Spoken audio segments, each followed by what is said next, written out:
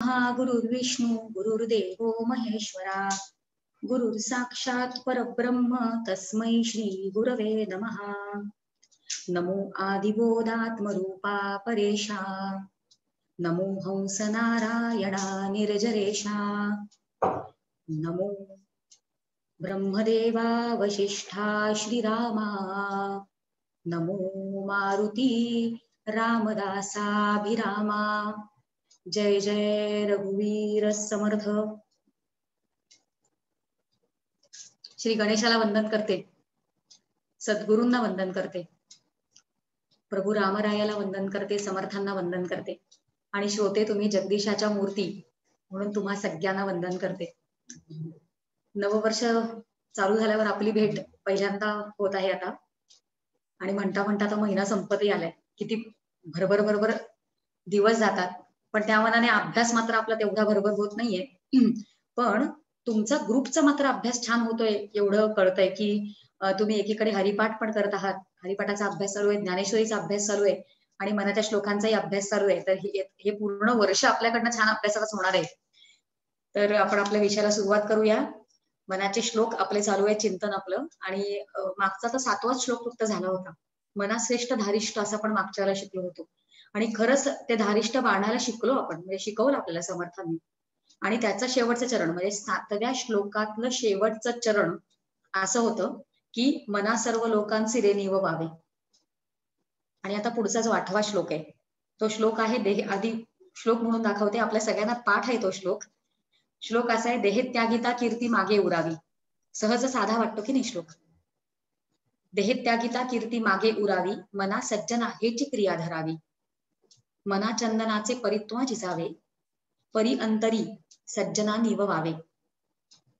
म्हणजे मागच्या श्लोकामध्ये शेवटच्या चरणामध्ये समर्थांनी सांगितलं होतं की मना सर्व लोकांची रे निव व्हावे, म्हणजे सगळ्या लोकांना निवव, असा एक विचार आपण मागच्याला शिकलो.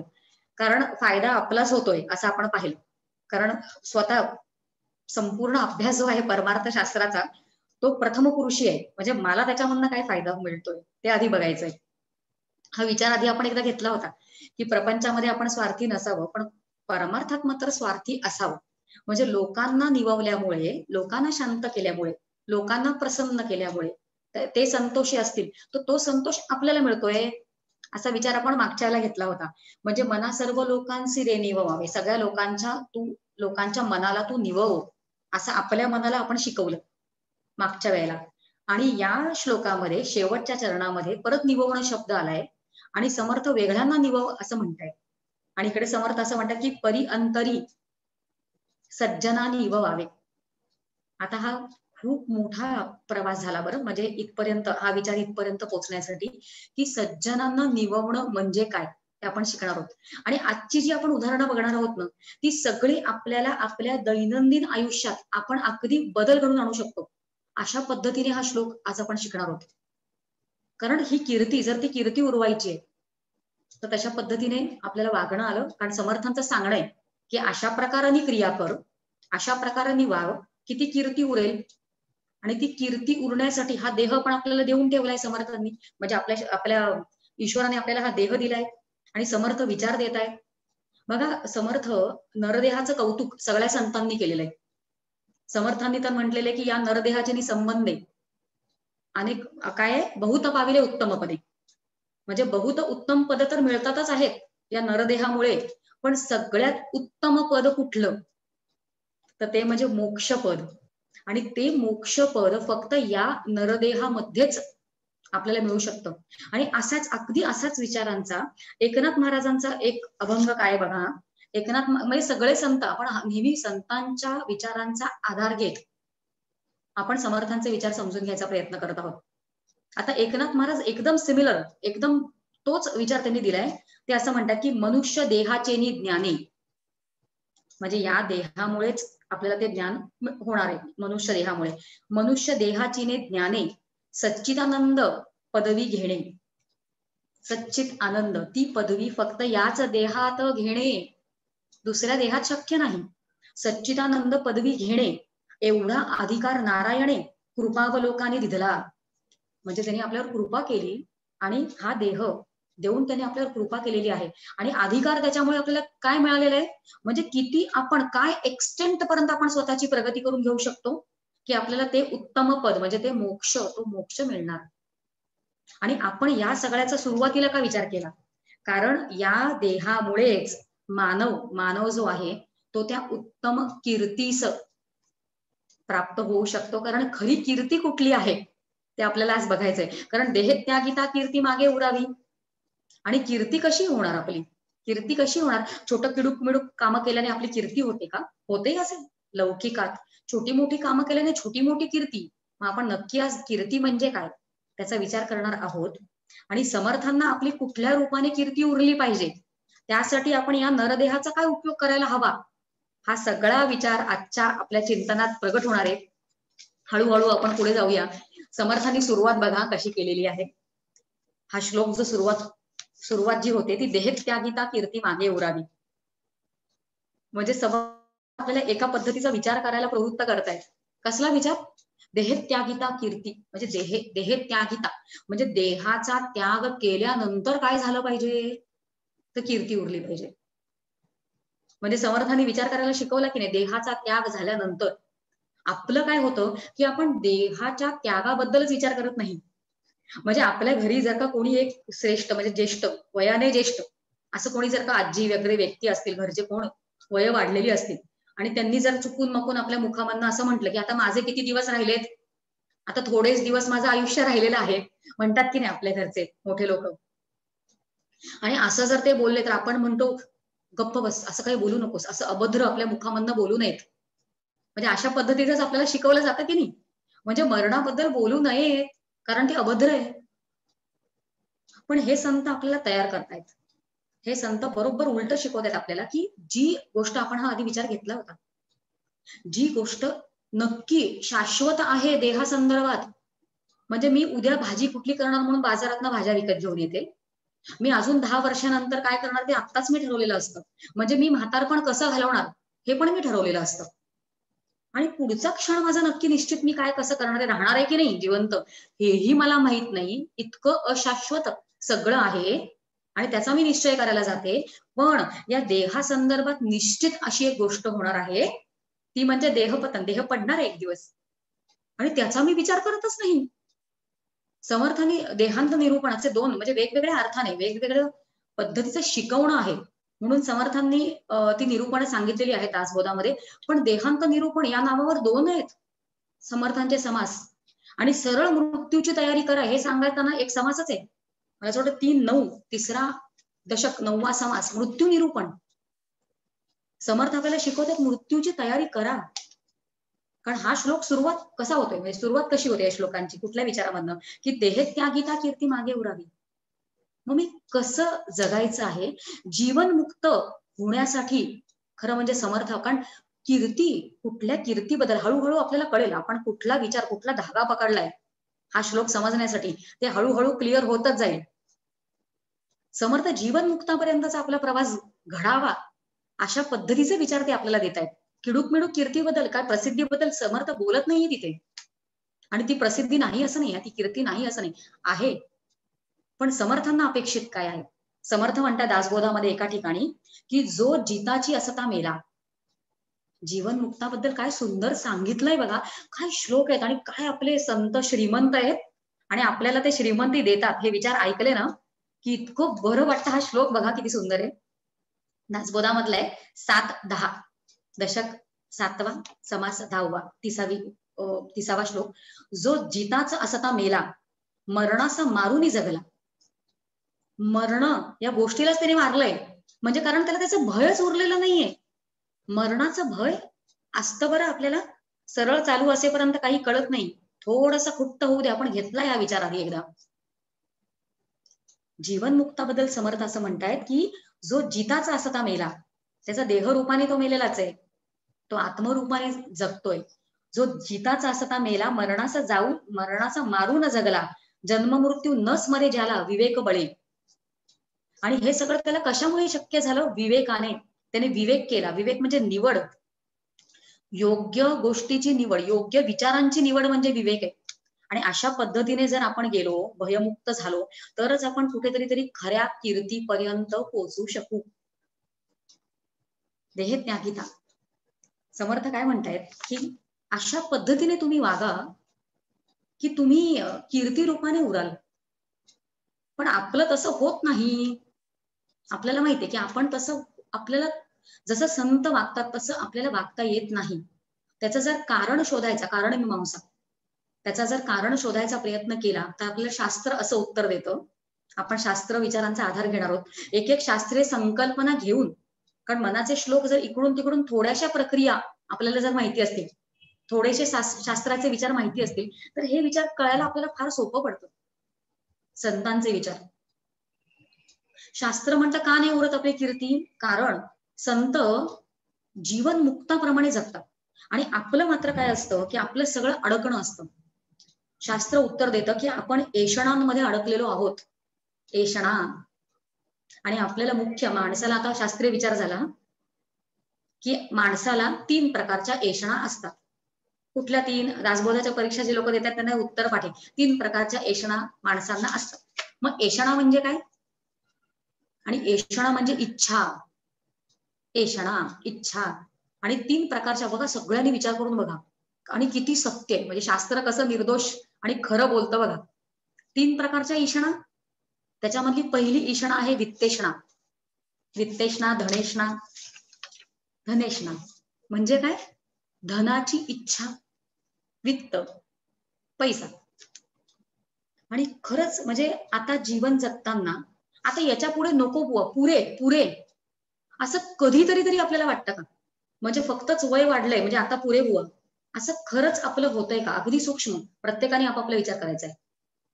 म्हणजे आपल्या सगळ्यांना कळतं की या ऐषणा कशा जखडून ठेवतात, आपल्याला पकडून ठेवतात. म्हणजे एकतर पैसा हवा आणि उपभोगाच्या वस्तू प्राप्त करून घेणे, जेणेकरून आपल्याला सुख मिळेल असं आपल्याला वाटत असतं. त्या सगळ्या गोष्टी धनामुळे मिळतात असं आपल्याला वाटतं आणि त्या हव्याच असतात. आणि त्या मिळण्यासाठी आपण संपूर्ण आयुष्य आपल्या प्रयत्नशील असतो त्या वासनांमुळे. म्हणून एक आहे ती म्हणजे धनेषणा. आपण ऐषणांबद्दल विचार करतोय आणि या ऐषणांमध्ये अडकल्यामुळे आपली कीर्ती नाही तयार होते, आपल्याला मुक्त नाही होता येते. एक आहे धनेषणा, वित्तेषणा आणि दुसरी आहे दारेषणा.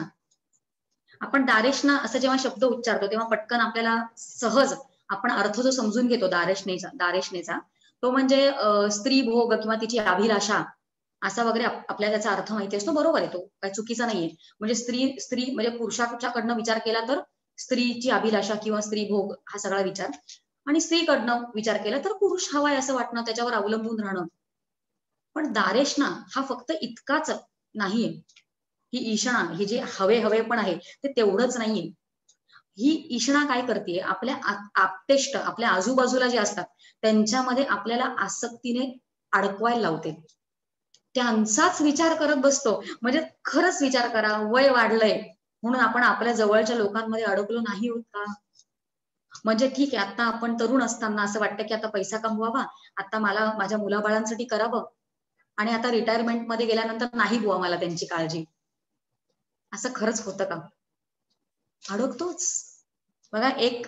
आणि आपण ना आत्मा नसतो कामाय, आपण शिकलोय की फार त्याच्यामध्ये अडकायचं नसतं, पण नाही होत आपल्याकडनं ते.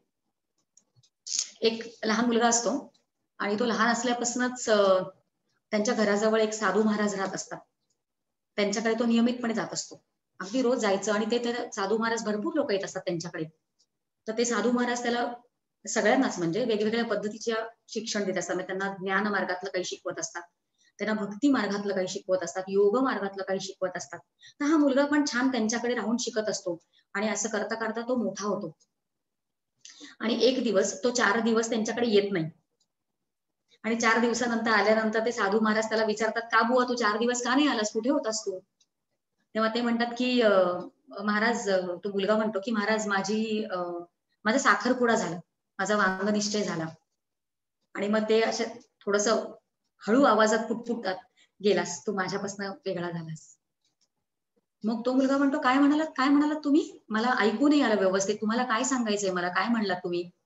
तेव्हा ते साधू महाराज म्हणतात, नाही नाही मला ना काही नाही सांगायचं तुला, ठीक आहे तुझं अभिनंदन, म्हणजे साखरपुडा झाला, तुझं अभिनंदन, वा वा वा, छान आहे.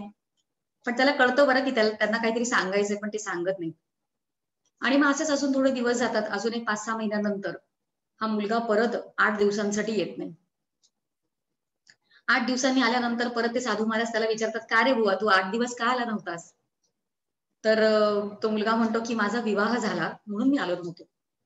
तेव्हा ते परत पुटपुटतात, आधी पुटपुटलेले असतात तसे, की झालं आता आई वडिलांपेक्षा पण दूर गेलास. तर तो म्हणतो, काय काय म्हणजे काय, तुम्हाला काय सांगायचंय मला? ते म्हणतात, नाही नाही नाही नाही, मला तुला काही नाही सांगायचं, आनंद आहे, विवाह झाला म्हणजे काहीच हरकत नाहीये, छान आहे, अभिनंदन तुझं. विवाह म्हणजे काय वाईट गोष्ट नाहीये, चांगलीच गोष्ट आहे. विवाह शब्द पण किती सुंदर आहे.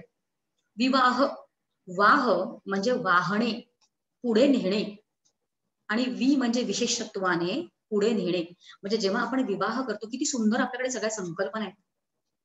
म्हणजे जे काही आपण आपल्या आपल्या मोठ्या लोकांकडनं शिकलेलो असतो, जे काही संस्कार आहेत, जे काही आपल्या रूढी आहेत, ते पुढे व्हायचं, म्हणजे आपण स्वतः ते पुढे न्यायचं आणि आपल्या पुढच्या पिढीला, आपल्याला जेव्हा पुत्र होतो, कन्या होते, त्यांच्यापर्यंत ते सगळं तसं तसं पोहोचवायचं, ही जबाबदारी असते जेव्हा विवाह होतो तेव्हा.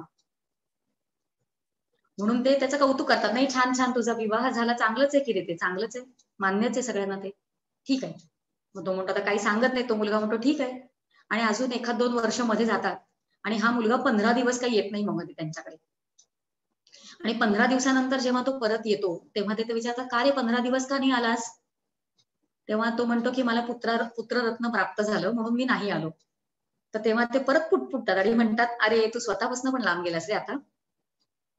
तो म्हणतात, म्हणजे तुम्हाला काय काय म्हटलं तुम्ही, मला मला व्यवस्थित ऐकू नाही आलं आणि तुम्हाला नक्की मला सांगायचं काय ते कळत नाहीये. ते साधू महाराज म्हणतात, एक दिवस जेव्हा योग्य वेळ येईल तेव्हा मी तुला ते सांगेन.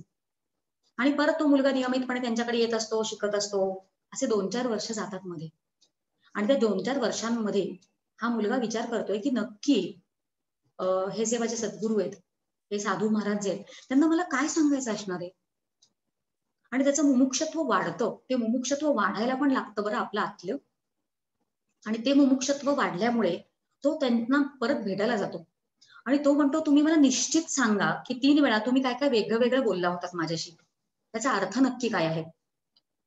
तर तेव्हा ते साधू महाराज त्याला असं म्हणतात, की "अरे, जेव्हा तुझा साखरपुडा झाला, तोपर्यंत तू माझ्यासारखा होतास.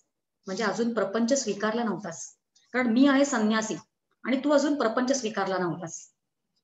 प्रपंच मार्ग, प्रवृत्ती मार्ग स्वीकारला नव्हतास. तोपर्यंत आपण एकाच एकाच ट्रॅकवर होतो. एकत्र चालत होतो. पण जेव्हा ठरलं, की आता तू विवाह करणार, तेव्हा तू वेगळा मार्ग निवडलास आणि माझा मार्ग वेगळा झाला. म्हणजे मी ज्या मार्गाने आहे ना, दोन्ही मार्ग आहेत बरं, प्रवृत्ती आणि निवृत्ती. हे त्या पर्यंत पोहोचेपर्यंत मार्ग आहेतच. पण हा निवृत्तीचा जो मार्ग आहे ना, तो फास्ट ट्रॅक आहे, फास्ट ट्रॅक. म्हणजे त्या त्या रस्त्यावर ट्रॅफिकच नाहीये. निवांत आपण सरळ तिकडे पोहोचू शकतो. आणि इथून पण त्या मार्गावर तिथपर्यंत, त्या भगवंतापर्यंत पोहोचता येत नाही असं नाहीये. पण हे गल्ली बोळं लागतात, ट्रॅफिक जॅम होतो, खड्डे, खळगे, कुठे-कुठे अडकतो. आणि त्याच्यामुळे तिथपर्यंत पोहोचायला वेळ लागतो. म्हणून मी इतकंच म्हटलं, की आता आपल्या दोघांचे मार्ग मात्र वेगळे झाले. आणि जेव्हा तुझं लग्न झालं, तेव्हा मी असं म्हटलं होतं, की तू आई-वडिलांपासून लांब गेलास. कारण आता जेव्हा तुझं लग्न स्वतःचं तुला कळतं, स्वतःचा संसार मांडायचा असतो, तेव्हा ते आपण आपल्याला आपलं कर्तृत्व तिकडे जागृत झाल्यासारखं वाटतं. आणि तेवढे आपण तिकडे स्वार्थी होतो. म्हणून आई-वडिलांपासून आपण स्वाभाविकपणे दूर होतोच थोडे. फार सूक्ष्म विचार आहेत, पण सत्य विचार आहेत, खरे विचार आहेत.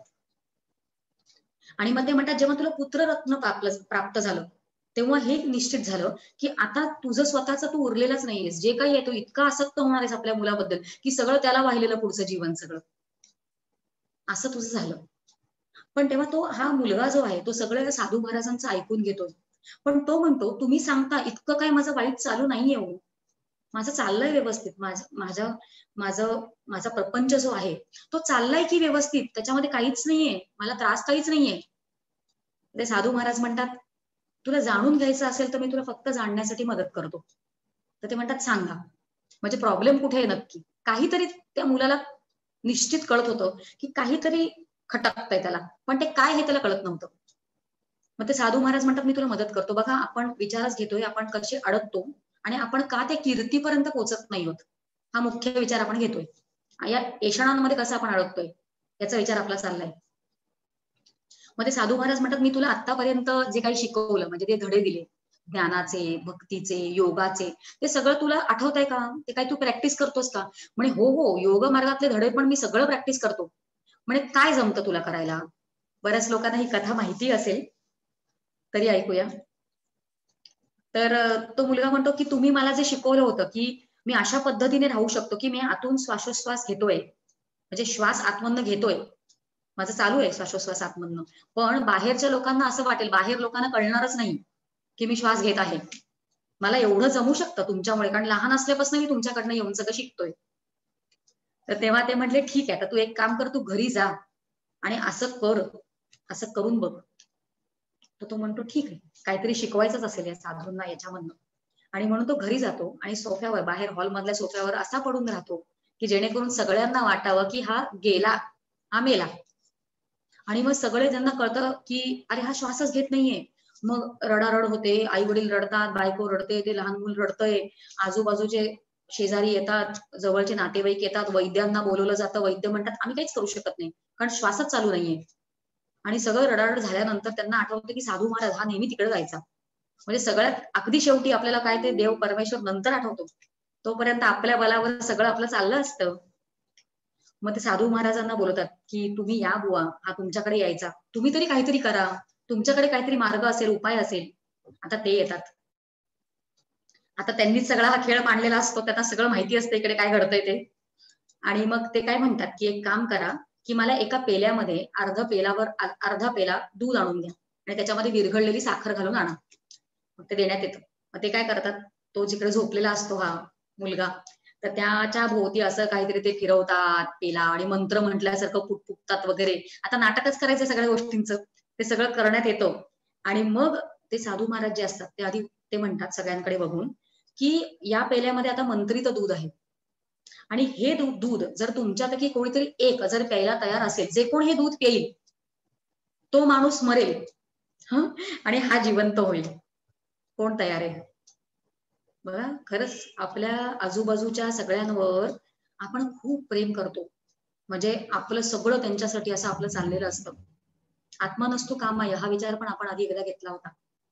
आणि मग हे साधू महाराज जे आहेत ते त्याच्या वडिलांकडे, ते खूप ओक्ष रडत असतात, त्या त्या त्या वडिलांकडे बघतात त्याच्याने म्हणतात की तुम्ही का नाही हे दूध पित, तुमचं तर आता वय झालंय, तुम्ही घ्या दूध. तर ते म्हणतात माझं याच्यावर खूप प्रेम आहे हो, पण हे विधिलिखित जे आहे त्याच्या उलट कसं बरं जायचं, मी कसं ते पिणार. साधू महाराज म्हणतात ठीक आहे, तो तो मुलगा जो झोपलाय तो सगळं ऐकतोय बरं, त्याच्यासाठीच हे सगळं केलेलं आहे. आणि आपण सगळ्यांनी पण कान उघडून ऐकायचंच आहे हे काय चाललंय ते सगळं. ते आईकडे बघतात आणि आईला सांगतात की तुम्ही का नाही हे दूध पित. तर आई म्हणते की माझा नवरा जर मरणार नसेल आणि जर मी त्यांना सोडून जर का आधी गेले तर धर्माच्या विरुद्ध वागल्यासारखं होईल, म्हणून मी नाही मरू शकत. रडता रडता चाललंय सगळं, रडणं चाललंय, वाटतंय वरून आपलं सगळ्यांवर प्रेम आहे ते वाटतंय. मग ते साधू महाराज बायकोकडे बघतात त्या मुलाच्या की तू का पित नाहीस. तर ती म्हणते माझं तर अजून संपूर्ण आयुष्य राहिलंय, मी कसं काय म्हणणार, माझा लहान मुलगा आहे, मी नाही जाऊ शकत सोडून. आणि मग सगळे मिळून बाकीचे लोक तर पळूनच जातात, आपल्याकडे दुधाचा ग्लास आला तर करायचं काय, पळून जातात. आणि यांच्या घरचे जवळचे लोक असतात ते असं साधू महाराजांना म्हणतात, बघा कसं आहे, साधू महाराजांना म्हणतात की तुम्ही तर एकटेच आहात आणि साधू तर परोपकारासाठी सगळीकडे प्रसिद्ध असतात, तुमच्या आगापीच्या रडायला पण कोणी नाही, तुम्ही का पित नाही म्हणजे तो जिवंत होईल.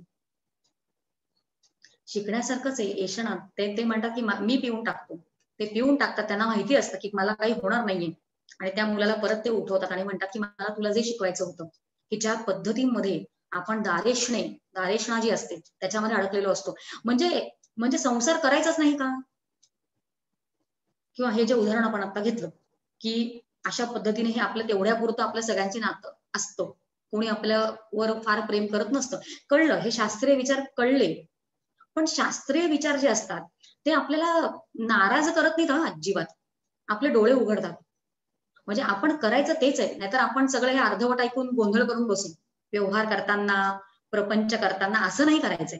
करायचं सगळं खरंच मनापासून, ईश्वरार्पण भावाने करू शकतो, ही ईश्वराची सृष्टी आहे. असे बरेच वेगवेगळे शास्त्र उत्तर देतं आपल्या की आपण कसं बघू शकतो, या या प्रपंचाकडे कसं बघायचं. आसक्त न होता तेच काम करूया की आपण. पण ते जमत नाही. या ऐशणा अशा पद्धतीने एक हिंदी संतांचं काव्य मुद्दाम लिहिलेलं आहे. आणि आपल्याला बघा, आपलं गोंधळ असा होतो हे ऐकल्यानंतर की म्हणजे प्रेम करायचंच नाही का, संसार करायचंच नाही का, असं नाहीये. ते सगळं करायचंय पण अडकायचं नाहीये. आणि अशा पद्धतीचा जोपर्यंत आपण विचार ऐकत नाही, ही विजनच मिळाली नसेल समजा आपल्याला, ही विजन जर का समजा आपल्या संतांनी दिलीच नाही, तर ती आपल्याला मिळणार कशी? एक हिंदी संतांचं काव्य आहे, काय सुंदर आहे बघा. ते असं म्हणतात, सोचो तनिक कामना अपनी, कामना ही कामनाच अडकवतीये. सोचो तनिक कामना अपनी, जीवन में सुख दुःख भरती है. हीच सुख दुःख भरते, या हेलकाव्यांमध्ये अडकवते तीच. सोचो तनिक कामना अपनी, जीवन में सुख दुःख भरती है.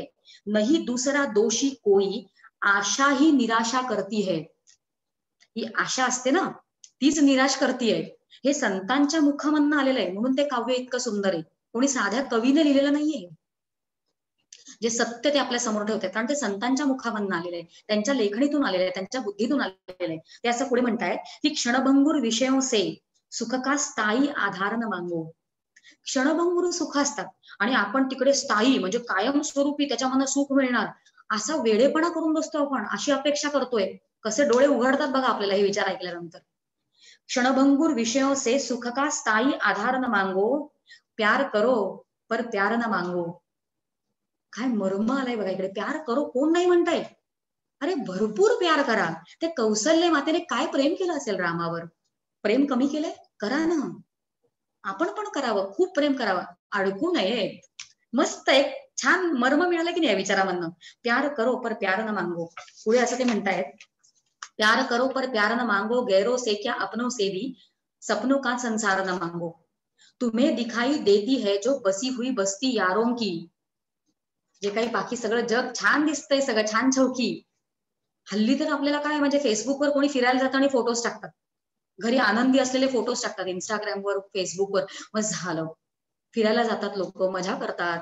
आपण कोणाच्या घरी गेल्यानंतर ते नवरा बायको अतिशय हसत मुखाने आपलं स्वागत करतात, वा काय आनंदी आहे कुटुंब, वाटतं की नाही आपल्याला? मग आपल्याकडे तो आनंद नसतो, मग आपल्याला वाईट वाटतं अशा लोकांना भेटल्यावर. त्याच्याबद्दल हे आपल्याला सांगते, हे काव्य असं सांगते आपल्याला की तुम्हें दिखाई देती है जो बसी हुई बस्ती यारों की, धोके में मत आ जाना, ये दुनिया है दुकानदारों की. खोटं आहे सगळं. व्यवसायी से निश्चल मन का, व्यवसायी आहेत ते लोक, व्यवसायी से निश्चल मन का, प्रेम भरा व्यवहार न मांगो, प्यार करो पर प्यार न मांगो. जर खरंच शिकायचंय, या या व्यवसायी लोकांकडनं आपल्याला मिळणार नाही, आणि खरं काही शिकायचं असेल तर संतांकडे आणि शास्त्राकडे आणि स्त्री गुरुकडे गेल्याशिवाय खरं आपल्याला मिळतच नाही. आपला सगळा विचार खऱ्या कीर्तीविषयी चालल्यावर का आता. पुढे असं एक काव्य म्हणते की जिसने जगत बनाया, जग में उसी की इच्छा चलती है. बाकी दुसरीकडे कुठेही गेल्यानंतर आपल्याला हे विचार मिळणार नाहीयेत बरं, खरे विचार. ते असं म्हणतं, हे काव्य असं म्हणते की जिसने जगत बनाया, जग में उसी की इच्छा चलती है, मुक्ति का उपाय सोचो, भुक्ती का भंडारा न मांगो, प्यार करो पर प्यार न मांगो. मग काय करायचंय, त्याचं उत्तरही पुढे दिलेलं आहे. जग को हरि का रूप समझ कर. आहे की नाही सोपं? उत्तर दिलंय. का नाही समजावं? सोपं आयुष्य माझं. मी म्हंटल की झाला प्रॉब्लेम सगळा. अरे हे तुझं म्हटलं की किती सोपं झालं. म्हणजे माझी जबाबदारीच संपते की नाही तुझं म्हटल्यावर. काय उत्तर सोपं मिळतं याच्यामध्ये. ते असं म्हणतायत की जग को हरि का रूप समझ कर, मन में भाव भक्ति का भर दो, प्रभु की सत्ता सिंधु सरितसा. सुंदर आहे बरं हे काव्य. प्रभू की सत्ता सिंधू सरितसा, सिंधू म्हणजे नदी, सरिता म्हणजे नदी. प्रभूची सत्ता जी आहे ती नदीसारखी आहे. आणि तू काय कर, तर तुझा अहम जो आहे त्या नदी, त्या प्रभूच्या नदी, सत्तेची नदी जी आहे त्याच्यामध्ये विसर्जित करून टाक. प्रभू की सत्ता सिंधू सरितसा, अपना अहम विसर्जित कर दो. मग काय होईल माहितीये, छूट जाएगा रोना. हे आपलं जे सुख दुःखांच्या हेलखाव्यामध्ये आपण अडकलोय ना, छूट जाएगा रोना, अपने होने का अधिकार न मांगो, प्यार करो पर प्यार न मांगो. काय सुंदर आहे बघा.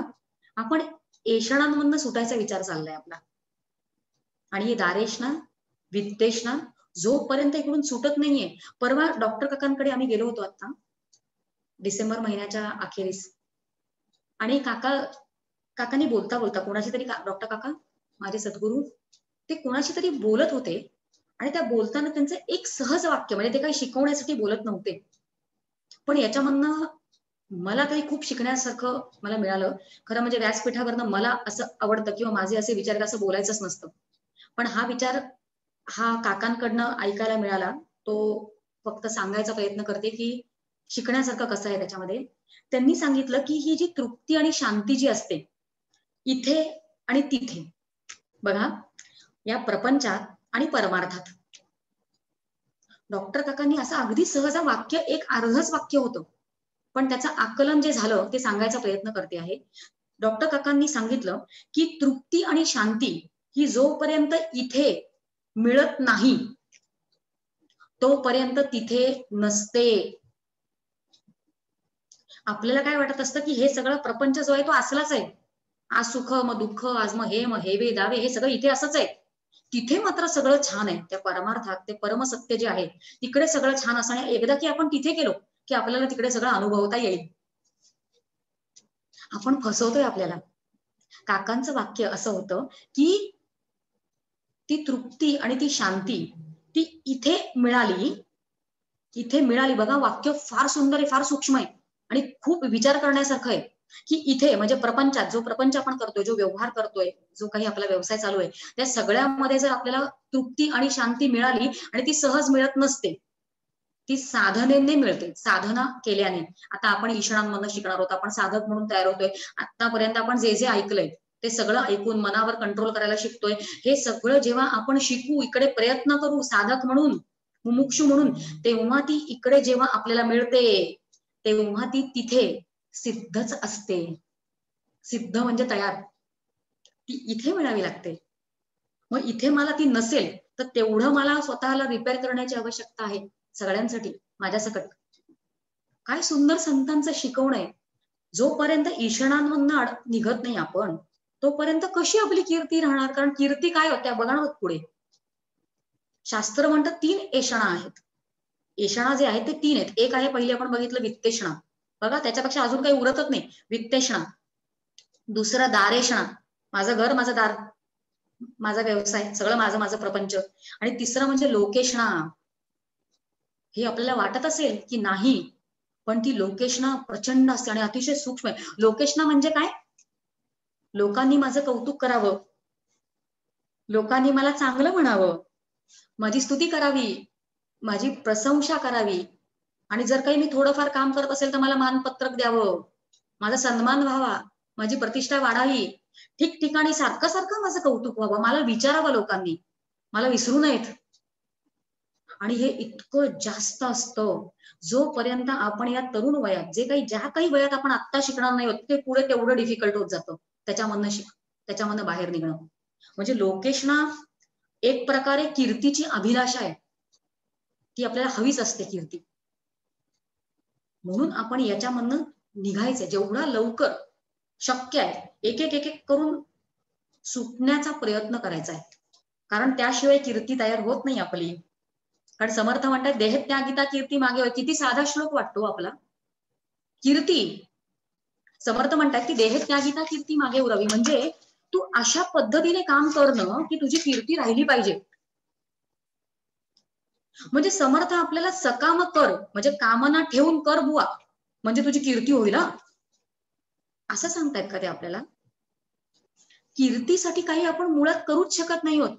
आपण हा विचार मागे एकदा घेतला होता की कीर्ती आणि यश, आपण यशासाठी काहीच करू शकत नाही. आपण जेव्हा एखादी गोष्ट ठरवतो, ती गोष्ट करण्यासाठी आपण प्रयत्न करतो, प्रयत्नशील असतो, त्याच्यासाठी कॉम्प्रोमाइजेस करतो, आणि त्या सगळ्या गोष्टींचं बाय प्रोडक्ट, आनुषंगिक फळ जे असतं ते असेल यश किंवा कीर्ती. कीर्तीसाठी म्हणून काही करू शकत नाही आपण, यश मिळण्यासाठी काही करू शकत नाही. एखादी गोष्ट करतो, त्याचं यश मिळतं किंवा यश मिळत नाही, यशासाठी म्हणून काही करायचंच नसते. कधी शिकणार आपण? यशाच्या संदर्भात आपण हा विचार घेतला होता एकदा. तसंच कीर्तीच आहे. कीर्ती मिळण्यासाठी म्हणून काय, लोक दिसतात आपल्याला बाहेर, आपण बघतो की प्रतिष्ठेसाठी काही केलं जातं. मग समर्थांना इकडे काय सांगायचं? समर्थ म्हणतात बरं की कीर्ती उरली पाहिजे, हे सारखं सारखं म्हणतात. समर्थ दासबोधामध्ये 16:10 मध्ये असं म्हणतात की मरणाचे स्मरण असावे, हरिभक्तीचे सादर व्हावे, मरोन कीर्तीस उरवावे येणे प्रकारे राहावी कीर्ती, असं सांगतायत ते. अजून एका ठिकाणी ते 12:10 मध्ये म्हणतायत समर्थ, स्वय आपण कष्टावे बहुतांचे शोषित जावे. शोषणं म्हणजे काय? नम्र, आपण ते घेतलं होतं, नम्र वाचे वदावे, तेव्हा परत शोषणं हा विचार घेतला होता आपण तेव्हा. स्वय आपण कष्टावे बहुतांचे शोषित जावे, झिजोन कीर्तीस उरावे नाना प्रकारे. म्हणजे कीर्ती उरली पाहिजे अशी तुमची क्रिया पाहिजे असं समर्थांना सांगायचंय. पण कीर्तीसाठी म्हणून तुम्ही करू नका, तुमचं कार्यच असं हवं की ती कीर्ती उरते आपल्या आपण, ते त्याचं फल आहे, असं समर्थांना आपल्याला सांगायचंय. आता एक थोडासा बारीक आणि सूक्ष्म विचार आपण घेऊया, थोडासा वेगळा विचार आहे की ही कीर्ती म्हणजे नक्की काय. कारण अजून आपण पहिल्याच ओळीवर आहोत आणि पहिली ओळ आपल्याला व्यवस्थित कळली की तिन्ही पुढच्या कळताय, आणि त्या बाकीच्या तिन्ही केल्यामुळे पहिली ओळ तिकडे आपण अराईव्ह होतो की आपली कीर्ती राहते. पण आधी आपल्याला निश्चित कळलं पाहिजे की ही कीर्ती म्हणजे काय. थोडासा सूक्ष्म विचार आहे, बऱ्यापैकी नवीन विचार असेल आपल्या सगळ्यांसाठी. कारण आपण बघतोय की समाजामध्ये खरंच लोक कामं करत असतात, म्हणजे सामाजिक स्तरावर कामं करतात, वैयक्तिक स्तरावर कामं करतात, संस्था कामं करतात, वैयक्तिक माणूस बाहेर जाऊन काम करतो आणि संपूर्णपणे आयुष्य एका कार्यासाठी अर्पण केलेलं असतं आणि सकाम नसतं, स्वतः निस्वार्थ असतं, निस्वार्थ असतं एखादा माणूस एखाद्या गोष्टीसाठी. म्हणजे बरेच जण जे असतात ते एखाद्या काय म्हणतात ते स्त्रियांसाठी संपूर्णपणे आयुष्य, त्यांना त्यांचं अपलिफ्टमेंटसाठी, त्यांच्या अधिकारांसाठी पूर्ण आयुष्य वाहिलेलं असतं. किंवा जे ऑर्फनेजेस आहेत बालकांसाठी, लहान मुलांसाठी काही लोक काम करतात, काही संस्था काम करतायत, किंवा वृद्धाश्रम आहेत ती सांभाळली जात आहेत, किंवा वनसंरक्षण हे जे झाडं सांभाळणं, पशु पक्षी सांभाळणं, किंवा रोगग्रस्त जे असतात त्यांच्यासाठी लोक काम करतात आणि खूप मोठ्या प्रमाणात दान दिलं जातंय. नुसतंच पैशाची मदत नाही तर काया वाचा मन सर्वतोपरी समाजात कार्य करताना आपल्याला माणसं दिसतायत. मग या सगळ्यांची पण कीर्ती असते का? मोठमोठी नावं, तुम्हाला जी मी नावं घेत नाहीये फक्त व्यासपीठावरनं, मी याला व्यासपीठच म्हणते, कारण आपण मुखातनं बोलत नसतो, ते बोलून घेत आहेत. आपण त्यांचे वचन ऐकतोय, आपण समर्थांची वचन ऐकतोय, इकडे कोणी एक बोलणार नाहीच आहे, समर्थ बोलताय. कीर्ती म्हणजे कीर्ती रूपाने मागे उरणं हे समर्थांना काय सांगायचं. म्हणजे समर्थांनी दासबोधामध्ये की पडिली देवालय बांधावीत, म्हणजे देवालय जर त्याचं दुरुस्ती करायची असेल तर तिकडे ते पैसे द्यावेत, दान करावं, तिकडे जाऊन झिजावं, असं सगळं सांगितलेलं आहे. जेवढं शक्य आहे तेवढं आपल्याला शरीराची झीज, मनाची झीज हे करायची आहे, आपल्याला सांगितलेलीच आहे. पण ती कीर्ती एक्झॅक्टली समर्थांना इकडे अपेक्षित आहे का? कीर्ती रूपे उरावं असं जे समर्थांना सांगायचंय. कारण जी काही मोठी नावं आहेत, थोडासा बारीक विचार आहे आणि वेगळा विचार आहे, परत सांगते आहे की ही जी मोठी लोक आहेत, आपल्याला जी माहिती आहे, जी मोठ्या प्रमाणावर कामं करतायत, मोठ्या प्रमाणावर पैसे देत आहेत, स्वतःचं शरीर आयुष्य झिजवलेलं आहे, सैनिक पण असतात, देशासाठी कामं करतायत लोक, आणि इथपर्यंत की स्वतःचा देह देह देऊन टाकतायत देशासाठी, बलिदान केलंय आपलं स्वतःच, पूर्ण कुटुंब तर गेलं, स्वतःचा देह पण गेला, आयुष्य केलं स्वतःच, अशा पद्धतीने पुरतायत ते कीर्ती रूपाने. मग या कीर्ती, आणि कीर्तीच आहे वरती, ती कीर्तीच आहे, पण त्या कीर्तीबद्दल समर्थ इथे बोलतायत का? काही शब्दांचा उच्चार करूया बरं आपण. काही शब्द बघा, एक आहे प्रसिद्धी, एक आहे प्रतिष्ठा, किंवा नावलौकिक, किंवा ख्याती, असे शब्द आहेत. म्हणजे त्यांची ख्याती खूप आहे, त्यांचं नाव खूप आहे, ते खूप नटनटी पण प्रसिद्ध असतात, सगळे लहान मुलांपासून मोठ्यांपासून सगळे नटनटींना ओळखतात, आणि ते थोड्याफार प्रमाणात कामही करतायत ना बाहेर, समाजासाठी करतायत. मग आपण समर्थांना अपेक्षित असलेली कीर्ती ही कशी समजून घ्यायची आहे? बघा, लौकिकात जी काही कीर्ती, म्हणजे आपण समर्थांना पारलौकिकातल्या कीर्तीबद्दल समर्थ बोलत आहेत, लौकिकातली कीर्ती मान्य, पण आपण सगळा विचार थोडा सूक्ष्माकडेच करतोय, सूक्ष्म विचारच घेतोय समर्थांना अपेक्षित असलेली. कारण आपण आता जी नावं घेतली, म्हणजे आपल्याला जी लोक माहितीची आहेत, मोठ्या मोठ्या प्रमाणात, मोठ्या काय छोट्या प्रमाणात पण करतातच आहेत की आपलं आयुष्य पूर्ण वेचलंय काही कामासाठी, अशी पण लोक आहेत खूप. ही सगळी लोक जी बाहेर काम करत आहेत ते ज्यांना मदत करतात ते त्यांना काय देतात? आपण सूक्ष्म विचार करतोय म्हणून याच्याबद्दल बोलणं चाललंय बरं का. ते त्यांना काया वाचा मनाने धन देतात, कार्य करतात, मदत करतात, सगळं करतात. म्हणजे देऊन देऊन देऊन देऊन काय देणार आहे मॅक्सिमम. सूक्ष्म विचार चाललाय, बारीक विचार आहे. ते देऊन देऊन सगळं लौकिकातलं देतात आणि त्याची गरजही असते. त्याची गरज असते कारण त्या जर खायला जर कोणाला नसेल तिकडे आणि आपण तिकडे मोक्षाच्या गोष्टी करत बसलो तर चालेल का? ईश्वरी नियोजन आहे ते. प्रत्येक स्तरावर त्या त्या लोकांना निर्माण केलंय ईश्वराने, कार्य करण्यासाठी निर्माणच केलंय प्रत्येकाला. मान्य, ते ईश्वरी नियोजनानुसार त्यांच्याकडनं ते कार्य घडत असतं. पण जे कार्य त्यांच्याकडनं लौकिकातली कीर्ती ज्यांना मिळालेली असते त्यांच्याकडनं जे कार्य घडतं म्हणजे काय होतं की ते जे काही देऊ करणारे ते त्यांना अवयव पण दान करतील. अवयव दान म्हणजे स्वतःचा अवयव दान करतायत, ते पैसा देत आहेत, त्यांना प्रतिष्ठा देत आहेत, त्यांना त्यांना एक स्थान देत आहेत समाजात वावरण्यासाठी. सगळं देऊ करतायत पण देऊन देऊन सगळं लौकिकातलं देत आहेत. आता आपण संतांबद्दल विचार करूया. कीर्ती नक्की कोणाची उरते? कीर्ती हा शब्द कसा तयार झाला बघा. कीर्ती म्हणजे जे कीर्तन करतात त्यांची कीर्ती असते. आणि कीर्तन म्हणजे काय?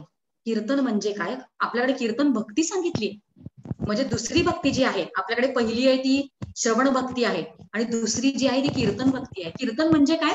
तर त्या भगवंताचं कीर्तन करणं, त्या भगवंताचे गोडवे गाणं, त्या भगवंताचं गुणगान करणं, त्याच्याबद्दल लोकांना कथन करणं, त्याला म्हणतात कीर्तन.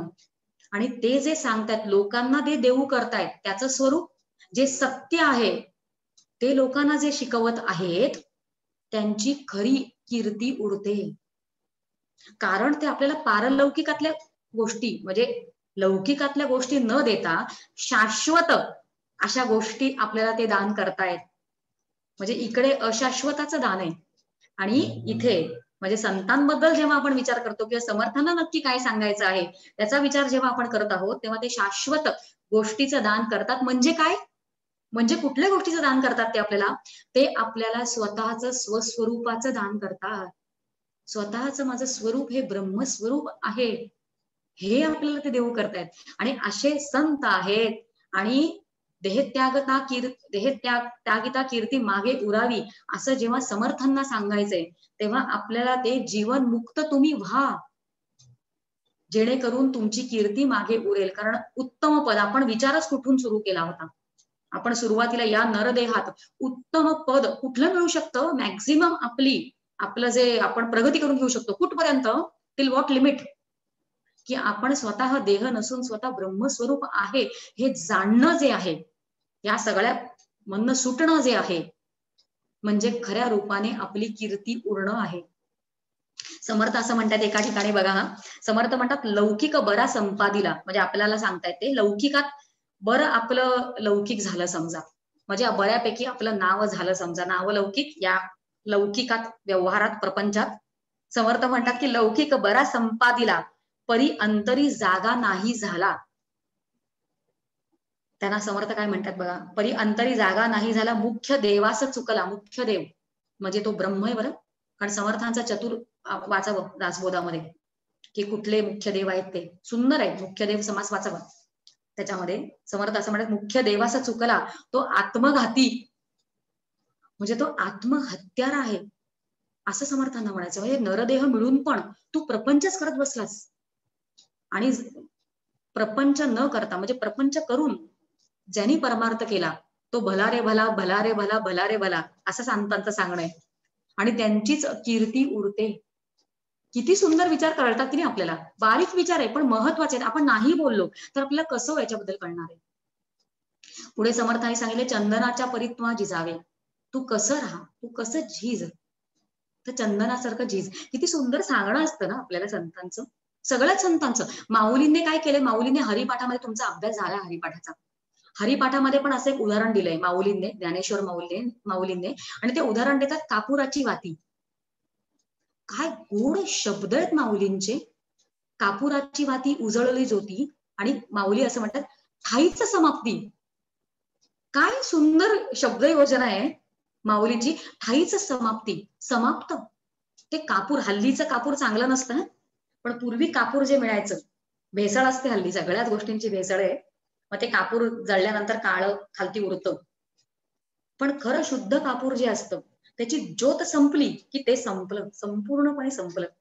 आणि त्याच अभंगामध्ये सुरुवात कशी केली आहे माऊलींनी, ते असं म्हणतात की साधू बोध झाला. म्हणजे साधू बोध, ज्यांना साधूंचा बोध, ज्यांना सद्गुरूंचा बोध झाला, तो नुरोनिया ठेला.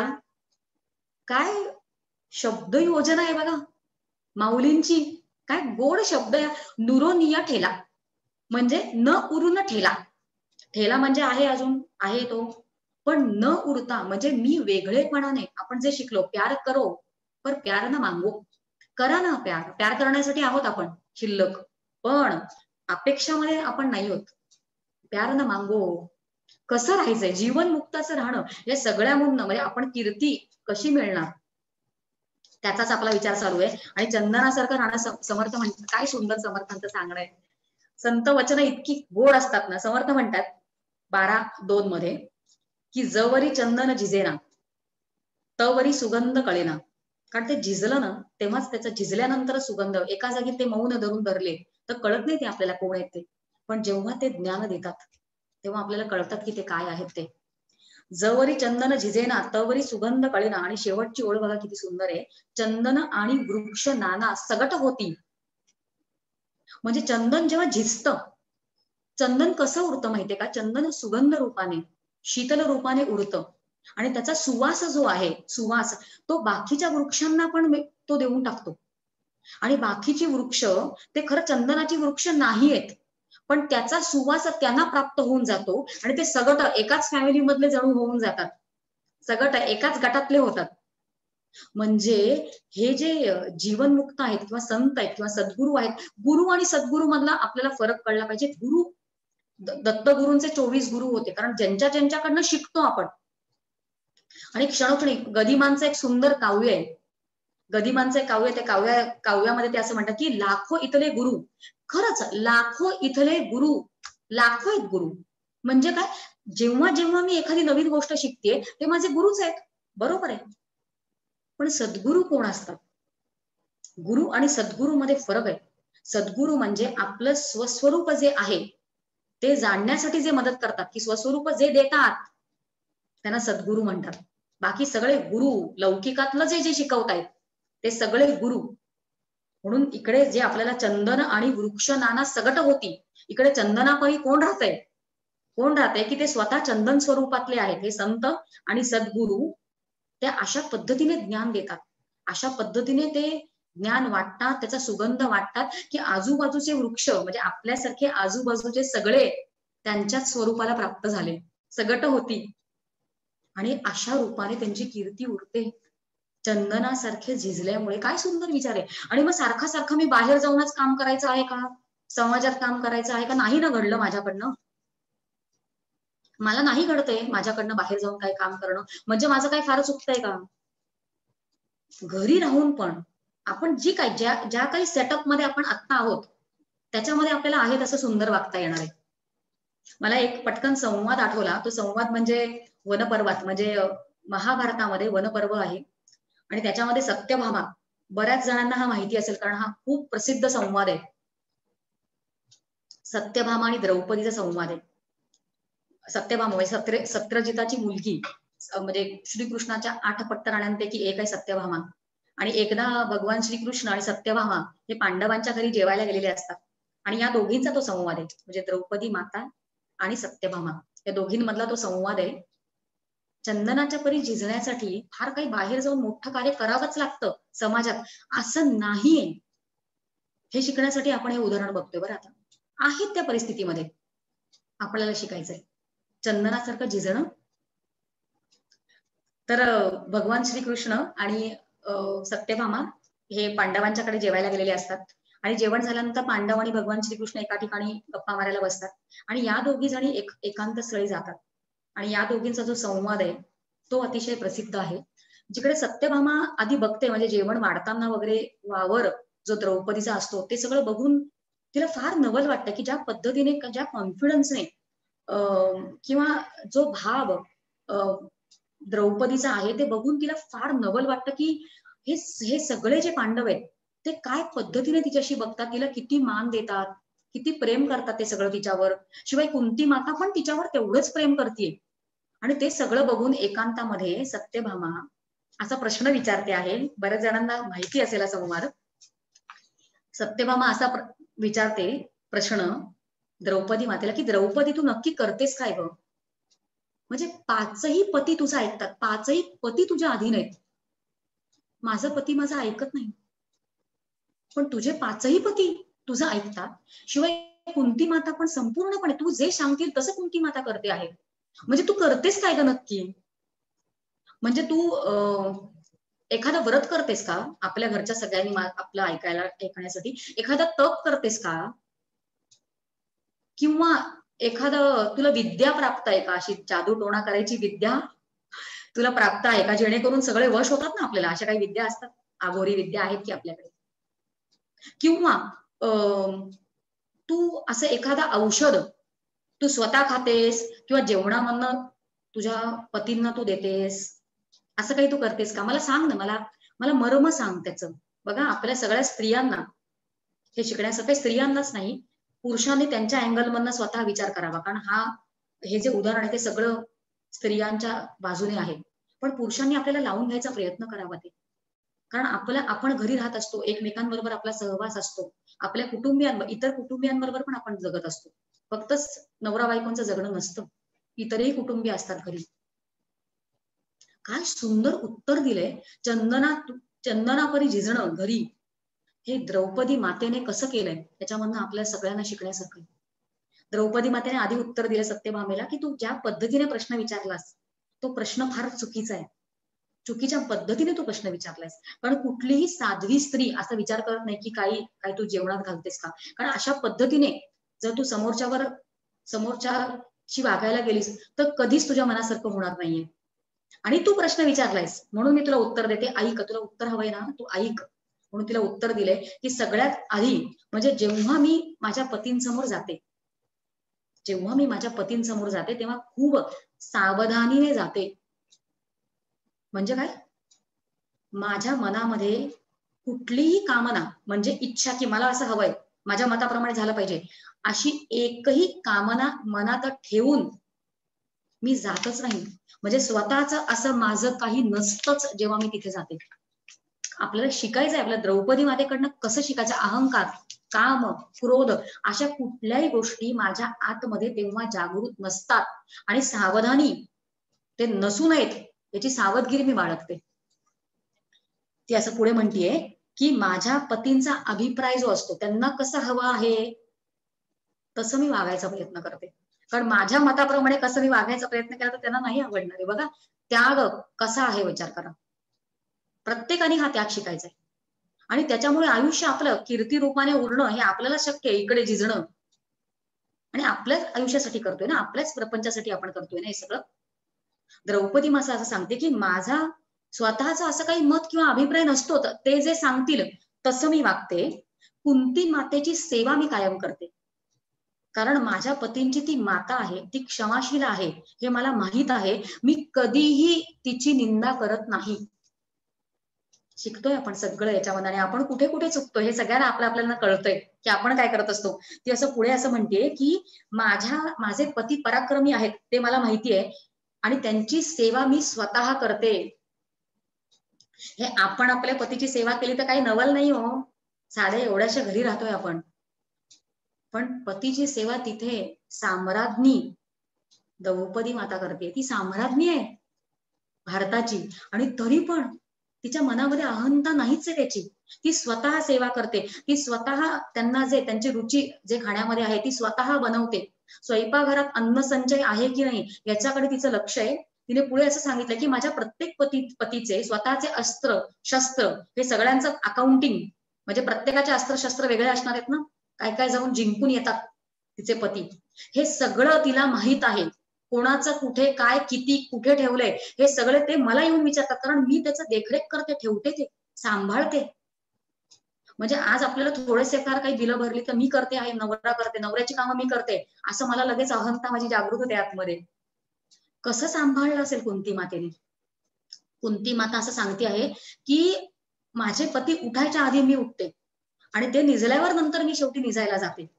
मला निजलेलं कधीही माझ्या पतींनी पाहिलेलं नाहीये. मी त्यांची सेवा करते. माझ्या पतींचे प्रत्येकाचे आपापले सेवक आहेत. ते आता मला नक्की आठवत नाही, पण त्याच्यामध्ये 10,000 सेवक वगैरे असा काहीतरी आकडा तिथे होता. पण आपल्याला काय शिकायचंय? अगदी संपूर्णपणे संवाद घेतलेला नाही, पण तो संवाद मोठा आहे. आणि ती सत्यभामेला सांगते की हे सगळे दास जे आहेत त्या सगळ्यांना मी वैयक्तिकरित्या व्यवस्थित ओळखते. म्हणजे तिचं काय सगळीकडे बारीक लक्ष असेल बघा. त्या सगळ्यांना ओळखते. त्या सगळ्या दासांशी दासींशी मी नम्रतापूर्वक वागते. त्यांचं जेवण झाल्याशिवाय मी जेवत नाही. ती साम्राज्ञी म्हणजे तुम्ही मला वाढा असं नाहीये, ती वाढतीये. कारण ती तिकडची राणी आहे, ती वाढणार त्यांना. काय हो तिच्याकडनं आपण शिकतोय. आणि अशा सगळ्या पद्धतीमधनं त्याच्यामुळे ती झिजली आपल्या स्वतःच्या घरासाठी. आणि कीर्ती रूपाने आजही आपण तिचं स्मरण करतो आहोत. याच्यामधनं प्रत्येकामध्ये खूप म्हणजे खूप एक्स्ट्रीम असतील बरं काही उदाहरणं. तसं काहीच आपल्याला आता वागता येत नाही, कारण आपल्या विचारांमध्ये आणि त्यांच्या वागण्यामध्ये जी मोठे झालेली आहेत त्यांच्यामध्ये खूप विचारांमध्ये फरक असतो. पण थोडं तरी काहीतरी मला शिकता येईल की नाही. आणि माझ्या आयुष्यात जे काही गोष्टी मला अडचणी येत आहेत ते अशा पद्धतीने मन व्यापक केल्यामुळे जर माझं आयुष्य सोपं होत असेल तर का नाही शिकावं, का नाही झिजावं मी. आणि माझ्या घरासाठीच चंदनापरी झिजले मी स्वतःच्याच घरासाठी ना, मग का नाही शिकावं. आणि शेवटच्या वेळेला आपल्याला पुढचे 15 मिनिटं आहेत, शेवटचं चरण राहिले. खरं म्हणजे मला असं वाटलं होतं की पुढचा श्लोक होणार आहे, पण खरंच हे चंदनासारखं झिजणं जे आहे देह गेल्यानंतर पण कीर्ती रूप कीर्ती खरी कीर्ती काय आहे हे किती महत्वाचे विचार घेतले होते आपण आजच्या विचारांमध्ये आजच्या चिंतनामध्ये. शेवटचं चरण बघा आपल्याला किती सुंदर शिकवते की शेवटच्या चरणामध्ये समर्थांनी काय सांगितलंय, परी अंतरी सज्जना निववावे. मग सज्जना निववणं म्हणजे काय, समर्थांना नक्की काय सांगायचंय. कारण आधी लोकांना निववणं ते आपण आधी प्रॅक्टिकल विचार शिकलो. कारण लोकांना निववलं, लोकांना शांत केलं, त्यांना प्रसन्न केलं की आपली अध्यात्माची जी वाट आहे ती सुलभ होत चाललेली आहे. असं एक सुंदर विचार आपण मागच्या वेळेला शिकलो होतो. आणि आता समर्थ शेवटच्या चरणामध्ये असं म्हणतात की सज्जनांना निवव, परी अंतरी सज्जना निववावे. मग सज्जनांना निववणं म्हणजे काय, मग सज्जन कोण आधी तो विचार आला.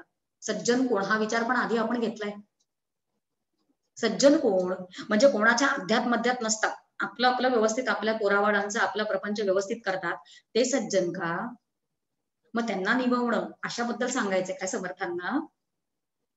संत स्तवन म्हणजे संत म्हणजे कोण, सज्जन कोण हे सांगताना सुरुवातीचे जे दासबोधाचा सारखा सारखा आपण आधार घेतोय, पण फार प्रॅक्टिकल विचार दासबोध आपल्याला देतो. जो सुरुवातीचा दशक पहिला दशक 10 समाज जेव्हा एकत्र येतात ते समर्थांनी स्तवन केले. स्तवन म्हणजे कौतुक केले. आणि त्या कौतुकामध्ये चौथाच का पाचवा आहे, पाचवा समाज जो आहे तो संतांच्या विषयी संत स्तवन समर्थांनी केलंय. त्याच्यावरनं आपल्याला सज्जन कोण, कारण सज्जनांना निववायचंय. मग सज्जन कोण ते आधी कळलं पाहिजे की नाही आपल्याला. समर्थ संत स्तवनामध्ये असं म्हणतात की आता वंदिन सज्जन जे परमार्थाचे निधान जयाचे गुह्य ज्ञान प्रगट होती. ज्यांच्याकडनं गुह्य ज्ञान, गुह्य ज्ञान पण शब्द इतका सुंदर आहे. गुह्य ज्ञान म्हणजे खरं म्हणजे ते ज्ञान समोर आहेच की सगळ्यांसाठी, ते काय लपलेलं आहे का. उघड हा ब्रह्मतत्व सगळीकडे उघड दिसतंय, पण उघड समोर असून पण आपल्याला ते कळत नाही. शास्त्र ग्रंथांचा अभ्यास करताना नेहमी असं उदाहरण देताना सोनं आणि अलंकार असं दिलं जातं. म्हणजे जेव्हा आपण एखादा अलंकार बघतो तेव्हा आपण अलंकारच बघतो, आपण सोन्याकडे बघतच नाही. पण सोनार असतो ना तो अलंकाराकडे न बघता सोन्याकडे बघतो. फरक आहे दोघांच्या बघण्यामध्ये. आपण जेव्हा या सृष्टीकडे पाहतो तेव्हा आपण नामरूपात्मक सगळं बघत जातो, पण जे संत असतात सज्जन असतात ते ब्रह्मतत्व सगळीकडे बघत जातात. म्हणजे समोर उघड असून पण जे गुपित आहे त्याला गुह्य असं म्हटलं जातंय. आणि ते गुह्य ज्ञान ज्याच्यामुळे प्रगट होतं, ज्याच्यामुळे आपल्याला कळतं, अशा सद्गुरूंना संतांना सज्जन म्हटलं आहे. आणि अशा सज्जनांचं जाऊन त्यांना जाऊन आपण निभवायचं आहे. बाप रे, बघा एका ओळीत सांगून टाकलंय समर्थाने सज्जनांना निभवणं. आणि आता आपल्याला कळतं की सज्जनांना जर निभवायचं असेल, त्यांना शांत करायचं असेल, त्यांना प्रसन्न करायचं असेल, त्यांची सेवा करायची असेल, त्यांना मदत करायची असेल, तर आपल्याला आधी संतांपर्यंत गेलं पाहिजे, त्या सज्जनांना शोधलं पाहिजे. त्यांचा संग धरला पाहिजे. गेलोच नाही त्या वाट्याला तर आपण निववायचं कसं? आणि निववणं सोपं नाही त्यांना. त्याची पद्धत भगवद्गीता असं म्हणतीये की तत्विधी प्रणिपातेन परिप्रश्नेन सेवया. विधी सांगितलेला आहे. एखादा प्रश्न जर तुम्हाला विचारायचा आहे, संतांना सद्गुरूंना प्रश्न विचारायचा आहे, तर कसं विचारावं? आधी निववलं पाहिजे, आधी त्यांना प्रसन्न केलं पाहिजे. तत्विधी प्रणिपातेन, विधीपूर्वक त्यांना प्रणिपात करायचंय, त्यांना जाऊन नमस्कार करायचाय. हा प्रश्न विचारला आपल्या, मला खूप कळते, थोडंसं काहीतरी ऐकलं, थोडंसं काहीतरी वाचलं आणि मला फार कळते असं तुम्ही प्रश्न विचारून आलोय, त्याला निववणं नाही म्हणत. तत्विधी त्याचा विधी आहे. विधीपूर्वक नमस्कार करा. आणि विधीपूर्वक नमस्कार करा म्हणजे हा नमस्काराचे काही प्रकार आहेत का? दंडवत घालणं आणि हे करणं ते करणं नाही. इकडे देहाचा संबंधच नाहीये. आपण जेव्हा तत्विधी प्रणिपातेन असं जेव्हा म्हणतोय तेव्हा नमस्कार जो करतोय तेव्हा आपला आतला भाव, आपल्या मनात त्यांच्याविषयी आदर किती आहे किंवा आज्ञाकारिता, त्यांच्याविषयी आज्ञाकारिता म्हणजे त्यांनी जी आपल्याला आज्ञा दिलेली असते ती किती आपण त्यांची आज्ञा ऐकू शकतो हे समजणं म्हणजे नमस्कार करण्याचा विधी आहे. तो नमस्कार खरा आहे. मनाने नमस्कार करणं, मनाने स्वतः अहम संपवणं. तत्विधी प्रणिपातेन परिप्रश्नेन सेवया. आणि अशा प्रकारे जेव्हा आपण त्यांची सेवा करू आणि ते प्रसन्न होतील तेव्हा तुम्ही प्रश्न विचारू शकता त्यांना जाऊन. निववणं, सज्जनांना निववणं, शांत करणं, प्रसन्न करणं हे शिकतोय आपण संतांच्या सांगण्यामधनं. डॉक्टर काका त्यांच्या प्रवचनामध्ये एक उदाहरण देतात आणि डॉक्टर काका उदाहरण देताना त्यांच्या सद्गुरूंचं उदाहरण देतात. डॉक्टर काकांचे सद्गुरू म्हणजे खंदारकर महाराज. आणि खंदारकर महाराज तेव्हा प्रवचन करायला, पण खंदारकर महाराज पंढरपूरचे होते आणि तेव्हा त्या काळी 50-60 वर्षापूर्वी जेव्हा ते जात असतील प्रवचन करायला पंढरपूरमधनं बाहेर निघून आजूबाजूच्या खेड्यांमध्ये, आणि म्हणे एकदा डॉक्टर काका प्रवचनांमध्ये हे उदाहरण देतात बरं. त्याचं म्हणतात की खंदारकर महाराज एकदा आजूबाजूच्या एका खेड्यामध्ये गेले होते प्रवचनासाठी आणि एक माणूस त्यांना परत एसटी मधनं प्रवास होत असणार पूर्वी, म्हणजे गाड्या फोर व्हीलर नव्हतंच की तेव्हा तसं काही. आणि परत येताना एक माणूस वारकरी कोणतरी एक माणूस त्यांना त्या एसटी स्टँड पर्यंत सोडायला आला होता. आणि अगदी एसटी स्टँड, आता एसटी येणार आहे पुढच्या 15 मिनिटांमध्ये, तेव्हा अगदी म्हणजे निववणं असं काही त्यांनी केलं नाही. आणि अगदी विचारण्यासाठी एक प्रश्न, आता समोर सद्गुरूच आहेत म्हणजे ज्ञानी आहेत, आपण प्रश्न विचारूया अशा पद्धतीने, असा आविर्भाव प्रश्न विचारायचा. अहो खंदारकर महाराज, ब्रह्म म्हणजे काय? आता ब्रह्म म्हणजे काय हा प्रश्न कुठे विचारावा, कधी विचारावा, कुठल्या पद्धतीने विचारावा, त्याला काही वेळ काळ मर्यादा मूल्य काही आहे की नाही? तर खंदारकर महाराज फक्त हसले, त्यांनी उत्तर तेव्हा दिलं नाही. आणि पुढच्या 5-10 मिनिटांमध्ये एसटी आली. एसटी मध्ये ते खिडकीच्या जवळची त्यांची सीट ठरलेली होती, ते तिथे जाऊन बसले आणि एसटी सुटली तो तो माणूस त्यांच्याकडे बघतच होता. त्या माणसाला सांगितलं, अहो त्याच्यामध्ये बसून मी चाललो आहे ना त्याला ब्रह्म असं म्हणतात. एखाद्या ज्ञानी माणसाकडनं जर आपल्याला ते खरं उत्तर हवं असेल तर त्याला विधी आहे, ते कसं करावं हे सांगितलंय तिथे. सज्जनांना निववण्याची पद्धत आपल्याला शिकली पाहिजे, त्याशिवाय ती येणार नाही. म्हणजे माझ्या पद्धतीने आपण काय करतो, कुठेतरी एका संस्थेमध्ये जातो आणि आपल्याला जे शक्य असतं ते आपण परवडनेबल गोष्टी आपल्या, म्हणजे एखाद्याकडे जायचं आणि चेक देऊन यायचा आणि मग आपल्याला आपण खूप काही केलं असं वाटायला लागतं. परवडनेबल गोष्टी आपण आपल्या सद्गुरूंकडे जातो आणि काहीतरी दक्षिणा आपल्याला जी वाटते योग्य ती दक्षिणा आपण देऊन येतो आणि आपण त्यांना निववलं असं आपल्याला वाटत असतं. प्रत्येक गोष्टीची मूल्य आहे, मर्यादा आहे, विधी आहे, ते सगळं आपण जाणलं पाहिजे. आणि अशा पद्धतीचा जेव्हा विचार करतो तेव्हा सज्जना निववावे. आपण एक छोटीशी कथा घेऊया पुढे संपवण्याच्या आधी. पुढच्या श्लोकाकडे बहुतेक नाही जाता येईल कारण पुढचे 10 मिनिटं आहेत आणि कथा बऱ्याच जणांना माहिती असलेली असणार आहे आजची जी कथा आहे, पण एका वेगळ्या पद्धतीने तीच कथा आपल्याला काय शिकवते. सज्जनांना निववणं शिकायचं आहे. कथा माहिती आहे तुम्हाला सगळ्यांना, शिवाजी महाराजांची कथा आहे.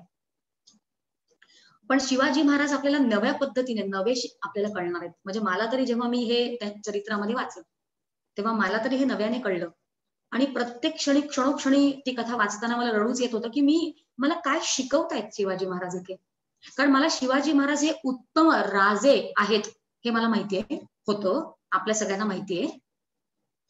पण आता जी कथा आपण घेणार आहोत सज्जनाला निववणं, त्याच्यामध्ये शिवाजी महाराज हे उत्तम शिष्य होते. कारण जोपर्यंत मी शिष्य होत नाही, मी नम्र होत नाही, तोपर्यंत सज्जन म्हणजे कोण ते आपण शिकलो, ते म्हणजे संत आणि सद्गुरू आहेत. त्यांना जोपर्यंत मी निववणार नाहीये, तोपर्यंत ते निवले जाणार नाहीयेत. आणि जोपर्यंत ते निवले जाणार नाही, तोपर्यंत ते मला ते ते देऊ, ते जे मुख्य दान जे ते मला देऊ करतायत, ते मला देणार नाही, ते मला मिळणार नाही. आणि ते जोपर्यंत मिळत नाही, तोपर्यंत माझी कीर्ती स्वरूपाने मी उरणार नाहीये. आणि समर्थांचं सांग आहे की कीर्ती रूपाने उरावं. मग त्यासाठी मला सज्जनांना निववलं तर पाहिजे, ते शिकलं तर पाहिजे. ते या कथेमधनं आपल्या सगळ्यांना शिकता येतं का बघूया. कथा सगळ्यांना माहितीची, प्रसंग सगळ्यांना माहितीचा आहे. शिवाजी महाराजांच्या चरित्रामधला प्रसंग कुठला तो आधी सांगते, म्हणजे आपल्या प्रत्येकाला आठवेल की आपल्याला ते माहितीये. वाघिणीचं दूध माहितीये की नाही कथा आपल्याला, नवीन नाहीये. समर्थ समर्थांसाठी शिवाजी महाराजांनी वाघिणीचं दूध आणलं, तो हा प्रसंग आहे. पण तो प्रसंग बघूया. आणि त्या प्रसंगामधनं शिवाजी महाराजांनी समर्थांना कसं निभवलं, स्वतःला कसं बदलवलं एक शिष्य म्हणून, विधीपूर्वक नमस्कार करणं काय असतं, आणि हे सगळं मला काय शिकवतंय. कारण जे काही सगळं मी ऐकतेय ते हे मोठेच आहेत हो. म्हणजे समर्थ मोठे आहेत, शिवाजी महाराज मोठे आहेत. मोठ्या मोठ्यांच्या गोष्टी काय करून ऐकून करायच्या आपल्याला, काय ऐकायच्या. कारण त्याच्यामधनं मला काय शिकता येतं, मला कसं निभावता येतं, मला स्वतःचे गुण कसे बदलता येतात, त्याच्यासाठी मी ऐकते. प्रसंग असा असतो की आग्र्यामधनं जेव्हा ते निसटले शिवाजी महाराज, आणि जेव्हा ते परत आले, आणि समर्थ आपल्याला माहितीये की जिकडे जिकडे ते थांबत आलेले आहेत, ती सगळी मठ समर्थांनीच बांधलेली. म्हणजे समर्थांचं कार्य काय आहे, आपल्या गुरूंची महती काय आहे, हे शिवाजी महाराजांना आग्र्यामधनं परत आल्यानंतर कळलं. आणि त्यांना असं वाटलं की आता काही करून आपण समर्थांची भेट घ्यावीच. आणि तेव्हा त्यांना कळलं की समर्थ जे आहेत ते महाबळेश्वरच्या घळीमध्ये आहेत. म्हणून आपल्या काही माणसांना घेऊन घोड्यावर बसून वगैरे शिवाजी महाराज महाबळेश्वरीस गेले. आणि तिकडे गेल्यानंतर त्या घळीमध्ये गेल्यानंतर समर्थांना शिवाजी महाराजांना कळलं की समर्थ तिथे नाहीयेत. म्हणजे समर्थ कसे वागायचे हे कोणालाच नाही कळलं कधी. म्हणजे समर्थ स्वतःबद्दल म्हणतात की पिसा आला असं एक काव्य आहे समर्थांचं स्वतःबद्दल. स्वतः पिसा म्हणजे वेडा, वेडा आला स्वतःबद्दल म्हणतात समर्थ. कारण समोरच्याला ते विक्षिप्तच वागणार आहे असंच होतं त्यांचं वागणं. खरंच तुमचा कस निघतो, आपण अशा सद्गुरूंच्या संदर्भात जवळ जातो, अशा संतांच्या जवळ जातो, सोपं नसतं ते ज्ञान प्राप्त करून घेणं, त्यांना निववणं अजिबात सोपं नसतं. कोणालाच सांगून म्हणजे आता याच्या पुढच्या क्षणी मी कुठे जाणार आहे, काय वागणार आहे माहित नसतं. अगदी कल्याण स्वामींना पण माहितीये, कुणालाच सांगायचे नाही ते, कुणालाच समर्थ. आणि जेव्हा शिवाजी महाराज तिकडे गेले त्यांना भेटायला, तेव्हा त्यांना कळलं की त्या घळीमध्ये ते नाहीयेत महाबळेश्वरला. मग आपल्यासारख्या शिष्याने काय केलं असतं, आलो मी एवढ्या लांबून दमून, आता मी इकडे थांबतो, ते जेव्हा येतील तेव्हा थांबतो, तोपर्यंत मी थांबतो. मी तरी असं केलं असतं. पण शिवाजी महाराज तसे शिष्य नाहीयेत. शिवाजी महाराज काही आपल्या माणसांना घेऊन, थोड्याफार माणसांना घेऊन निघाले की त्या अरण्यात, वनात, महाबळेश्वरच्या, म्हणजे आत्ताच ते घनदाट आहे, तेव्हा 400 वर्षापूर्वी काय असेल, मी त्यांना शोधायला जातो. कारण संतांपर्यंत आपण पोचावं असतं, आपल्यासाठी येत नाही ते, आपल्याला कष्ट करून तिथपर्यंत पोचायचं असतं. म्हणून ते काही लोकांना घेऊन गेले पुढे. आणि ते अरण्य इतकं घनदाट होतं की तिकडून जाताना ते घोडा एका, म्हणजे बरेचसे माणसं जे होते ती पांगली गेली, ती नाही पुढे येऊच शकली नाही, कारण ते अवघडच होतं पुढे जाणं. परीक्षाच असते आपली, वेळोवेळी परीक्षा घेत असतात सज्जन संत, आपली परीक्षा घेत असतात, सद्गुरू परीक्षा घेत असतात. बाकीच्या माणसांना पुढे जाणं शक्य नव्हतं. आणि समर्थांनी मग काय केलं की घोडा पण बाजूला ठेवला, 1-2 माणसं बरोबर होती त्यांच्या, मग ती त्यांच्या बरोबर निघाली. पण त्या वनातून चालताना त्यांचे कपडे फाटायला लागले तिकडून चालताना, कारण अतिशय अवघड रस्ता होता तो सगळा. श्वापद होती, न भीता तिथून त्यांनी प्रवास चालू ठेवला. आणि इथपर्यंत प्रवास अवघड होत गेला आतमधनं की फक्तच कपडे फाटणे नाहीत, तर शरीराचे काही जे भाग होते ते टवके उडायला लागले. म्हणजे रक्तबंबाळ शरीर व्हायला लागलं, तरी शिवाजी महाराज जाऊ देतात, आता काही मिळत नाही परत जाऊया, असं नाही केलं शिवाजी महाराजांनी. निववणं काय असतं हे शिकतोय बरं आपण. आणि संपूर्ण रात्र गेली ते चालतायत, शोधतायत, उपाशी आहेत, काही खाता येत नाहीये. आणि दुसऱ्या दिवशी सकाळी त्यांना लांब एक गुहा दिसली. त्या गुहेपर्यंत पण जाणं शक्य नव्हतं, कारण मधली वाट इतकी अवघड होती की कोणी एकही माणूस त्या गुहेपर्यंत पोहोचू शकत नव्हता. फक्त शिवाजी महाराजांनी दाखवलं धाडस तिथपर्यंत पोहोचायचं, की त्यांना वाटलं की कदाचित त्या गुहेत समर्थ असतील. कल्याण स्वामींच्या चरित्रामध्ये पण आपल्याला बऱ्याच वेळा असं दिसतं की त्यांना समर्थ लांब दिसतायत, समोर दिसतायत, पण मी जिकडे उभा आहे म्हणजे कल्याण स्वामी जिकडे उभे आहेत तिथून समर्थांपर्यंत पोहोचणं अवघड. घेतातच परीक्षा सद्गुरू आपली, पण त्या परीक्षेत ते उत्तीर्ण झाले, ते गेले आणि तिथे आतपर्यंत त्या गुहेपर्यंत पोहोचले. आणि खरंच काय आश्चर्य की आतमध्ये समर्थ होते, पण समर्थ विवळत होते. आपल्याला प्रसंग माहितीये, जर आपल्याला वाघिणीची दूध ही कथा माहितीये तर आपल्याला हे सगळं माहितीये, पण आपण निववणं म्हणजे काय असतं हे शिकतोय, म्हणून ही कथा ऐकतोय. आणि आपल्याला स्वतःला किती बदलायचं असतं. मी राजा आहे, मी मोठा आहे, मी करतोय, मी गेलोय, हे सगळं विसरायचं असतं. आजपर्यंत जेव्हा समर्थ दिसले गेले जेव्हा शिवाजी महाराज, तेव्हा त्यांना असं दिसलं की समर्थ गडाबडा पोट धरून लोळत होते खाली जमिनीवर. आणि महाराजांना काही शिवाजी महाराजांना कळलं, काय झालं तुम्हाला, काय झालं? ते म्हणतात की अरे माझं पोट दुखतंय आणि इकडे औषध मिळेल या वनामध्ये असं मला वाटलं, म्हणूनच मी इथपर्यंत आतमध्ये आलोय, पण औषध काय मला मिळालं नाही. तेव्हा शिवाजी महाराजांचं बोलणं बघा किती छान आहे, पटकन मी करतो, मी आणतो, असं नाहीये. म्हणजे शौर्य कर्तृत्व आहेच शिवाजी महाराजांकडे, पण बोलणं नम्र कसं आहे. सोये सर्वदा नम्र वाचे वदावे आपण पाहिलं होतं. एवढं सगळं कर्तृत्व असून शिवाजी महाराज असं म्हणतायत की तुमच्या आज्ञेने, तुम्ही जर मला आज्ञा दिलीत तर मी जातो आणि तुमची कृपा असेल तर ते औषध मला मिळेल ना. मी म्हंटल होतं की आपण हे सगळं जे शिकतोय ते प्रथमपुरुषी शिकतोय, की मला याच्यामधनं किती शिकायचंय हे आपण बघतोय. आणि समर्थ म्हणतात छे छे छे छे छे, तू असं काही करू नकोस. अरे माझं जे औषध आहे ना ते आहे वाघिणीचं दूध. खरंच डोळ्यासमोर आणा बरं, वाघिणीचं दूध आणणं, ते जे दूध आहे ना ते माझ्यासाठी औषध आहे. आणि ते आणण्यासाठी तू धाडस करू नकोस बरं, कारण मी तुला असं सांगतोय. समर्थ सांगतात, समर्थ परीक्षाच बघतात, हे त्यांना पण माहितीये, शिवाजी महाराजांना पण माहितीये आपली परीक्षा चालू आहे. समर्थ म्हणतात अरे वाघिणीची शिकार करायची नाहीये, कारण समर्थांना माहितीये की शिकार करणं अवघडच नाही. वाघिणीची काय आहेत तेवढं कर्तृत्व त्यांचं, मारायचं. पण समर्थ म्हणतायत, आठवण करून देतात शिवाजी महाराजांना की तिला मारायचं नाहीये, तिचं दूध काढायचंय, म्हणजे ती जिवंत पाहिजे आणि तू जिवंत पाहिजेस. प्रसंग आणा डोळ्यापुढे. आणि शिवाजी महाराज तरी पण म्हणतायत की मला आज्ञा करा, तुम्ही जा असं म्हणा, मग मी जातोय. आणि तेव्हा समर्थ असं म्हणतात छे छे छे, असं धाडस करू नकोस, कारण तुझा जो प्राण आहे तो किती महत्वाचा आहे ते मला माहितीये.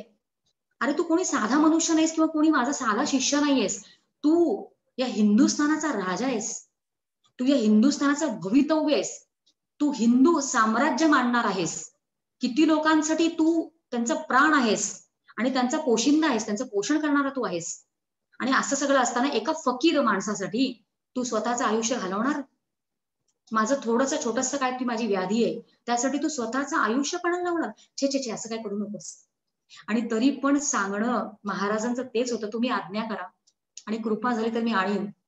आणि तेव्हा ते म्हणतात ठीक आहे, तुला वाटतं तर तू आण. आणि त्याच्या पुढे मात्र ते आता तुंबा त्यांनी घेतला, एक पातेलं घेतलं आणि ते तुंबा घेऊन ते पुढे निघाले. आता त्यांचा प्रवास एकट्याच आहे आणि पूर्ण चरित्र नाही घेते कारण आपली वेळ संपती आहे. पण त्या चरित्रामध्ये असं सांगितलंय की त्यांना पुढे पण जवळजवळ कितीतरी वेळ प्रवास करावा लागला, पोटात काही नाही आदल्या दिवसापासून. आणि कष्ट करत करत ते पुढे जातात. त्यांना 2 पिल्लं दिसतात, 2 पिलं, वाघाची 2 पिलं दिसतात. आणि तिकडे पण ते बऱ्याच वेळ थांबू नये, कारण त्यांनी असा विचार केला शिवाजी महाराजांनी की पिलं आहेत म्हणजे आई येणारच, वाघीण येणारच.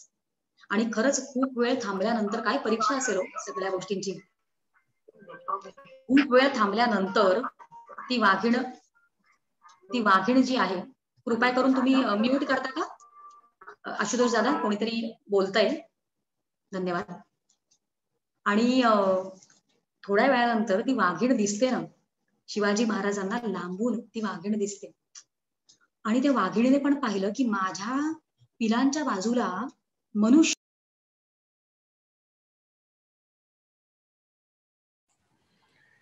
शमिकताई जरा तुम्ही म्यूट झालात, मला वाटतं हे काहीतरी टेक्निकल डिफिकल्टी आली माझ्याकडनंच. नाही बघा बरं काही तुम्ही. हा नाही, काही हरकत नाही, मी अनम्यूट केलंय स्वतःला. बरं. मी प्रसंग सांगत होते आणि मी लवकर संपवते, माझं वेळेकडे लक्ष आहे. पण खरंच हा प्रसंग आपल्याला शिकवतो आहे. आणि सांगत होते की त्या पिलापाशी शिवाजी महाराज बसले. आपल्याला माहिती आहे ही कथा, परत सांगते ते, की ते पिलाकडे बसले आणि थोड्या वेळानंतर ती वाघीण आली. आणि त्या वाघिणीला जेव्हा असं दिसलं की आपल्या पिलांच्या बाजूला मनुष्य आहे, तेव्हा तिने तिचा आविर्भाव काय असेल हा आपण सगळ्यांनी विचार करायचा आहे. की तिने एक डरकाळी फोडली, जोरात गर्जना. आणि ती गर्जना आपण जर समोर जरी नसू, कुठेतरी आपण वनात आहोत आणि फक्त गर्जना ऐकली लांबून, समोर नाहीच आहे ती, वाघ नाहीच आहे, तर आपलं काय होईल, आपण किती किती भयग्रस्त होऊ, हा आपण प्रत्येकाने विचार करायचा आहे.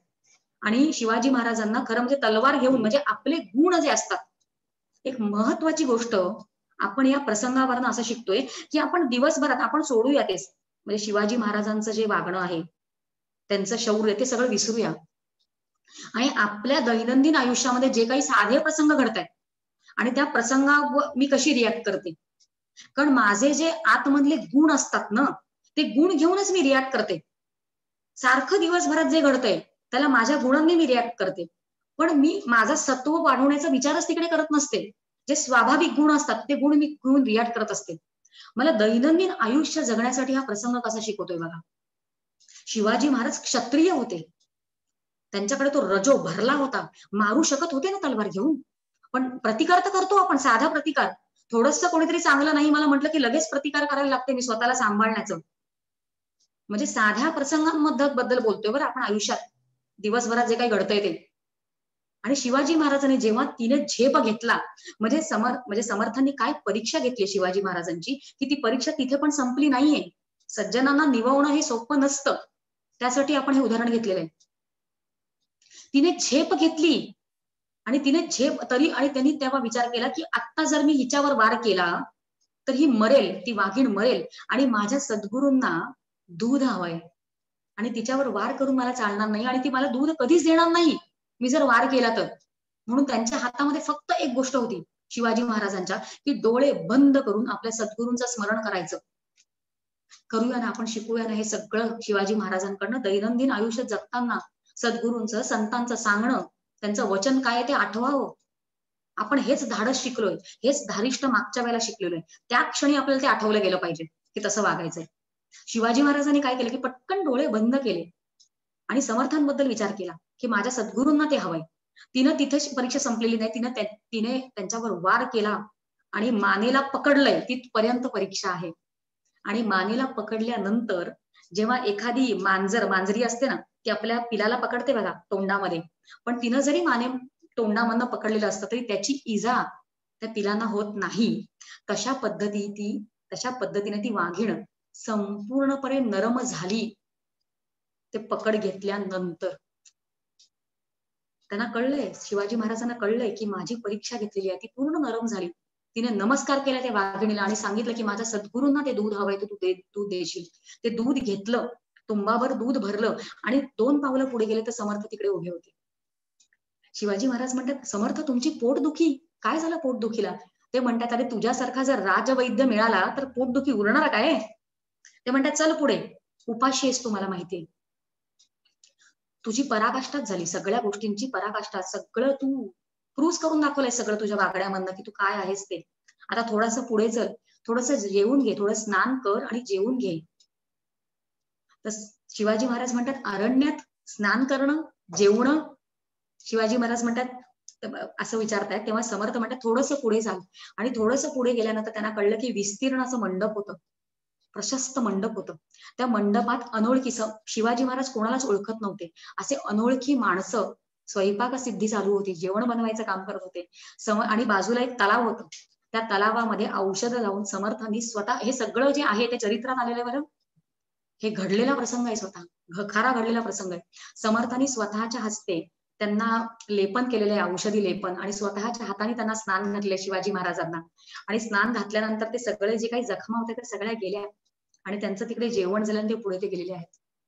प्रसंग आपण पूर्ण घेतला, पण त्या प्रसंगांमधनं आपण सज्जनांना निववणं म्हणजे स्वतःला किती बदलणं तिथे आलं हे आपण पाहिलेलं आहे. आणि अशा पद्धतीने संतांचं जे शिकवणं आहे, शास्त्राचं शिकवणं आहे, संतांच्या आज्ञा आपल्याला आहेत, जोपर्यंत त्या आपण आत्मसात करत नाही तोपर्यंत आपण देहत्यागिता कीर्ती मागे उरावी, आपली कीर्ती उरणार नाही. कारण ते खरं पद जे आहे मोक्ष पद, ते मिळाल्याशिवाय आपली कीर्ती उरत नसते. एवढा विचार करून आपण आता मात्र इकडे थांबूया. मला वाटलं होतं की पुढचं थोडंसं आपण जाऊ शकू, पण नाही जमलंय. आपण पुढच्या वेळेला कारण पुढचा विचार इतका सुंदर आहे. परत पुढच्या वेळेला आपण जो अभ्यास करणार की नको रे मला द्रव्य ते पुढीलांचे, द्रव्य ते वित्तेषणा, त्याच्याबद्दल आपण खूप सुंदर विचार शिकणार आहोत. कारण त्या द्रव्यामध्ये आपण वाईट पद्धतीने अडकलोय. आणि द्रव्य का कमवायचं नाही? पुरुषार्थ आहे. द्रव्य मिळवलंच पाहिजे. अर्थ, धर्म, अर्थ, काम आणि मोक्ष. अर्थ दुसरंच आहे, कमवा की पैसे, पण पुढीलांचे द्रव्यांमध्ये लक्ष ठेवायचं नाहीये. आणि मी स्वतःचे द्रव्य कमवते, ते कुठल्या पद्धतीने आपण कमवायचं आहे, कसं लक्ष आपण त्या द्रव्याकडे ठेवलं पाहिजे, हा सगळा विचार आपण पुढे घेऊया. आता मात्र इकडेच थांबते. जय जय रघुवीर समर्थ. धन्यवाद.